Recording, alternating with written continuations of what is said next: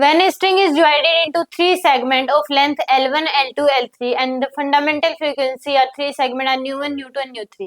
The original fundamental frequency, तो यानी कि उसकी स्ट्रिंग की लेंथ जो मान लो वो कितनी है L है, टोटल लेंथ जो है वो कितनी है L है, इसको डिवाइड कर दिया L1 यानी कि L इक्वल टू आपके पास L1 plus L2 plus L3 के बराबर।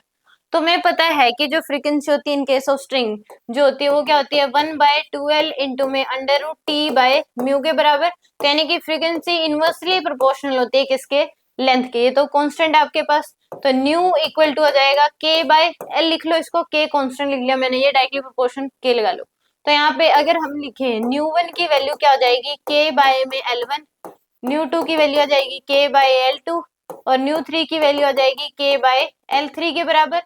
तो इन तीनों का सम अगर देखें तो L1 plus L2 plus L3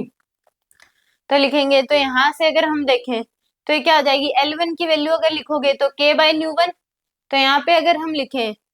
तो ये आ जाएगा आपके पास L जो आएगा L1 की वैल्यू आ जाएगी k बाय न्यू वन। तो इस L की जगह क्या लिख सकते हैं, k by nu equal to आ जाएगा k by nu one plus में इस इक्वेशन में पुट कर दो L1 की वैल्यू, ये पुट कर दो L2 की वैल्यू k by nu two, L3 की वैल्यू k by nu three plus k by में न्यू टू प्लस में k बाय में न्यू थ्री। तो ये k से k क्या हो जाएगा कैंसिल, तो यानी कि 1 by nu equal to 1 by nu one plus 1 by nu two plus 1 by में न्यू थ्री, ये आ जाएगी आपके पास। यानी कि सी ऑप्शन क्या हो रहा है इसका करेक्ट है।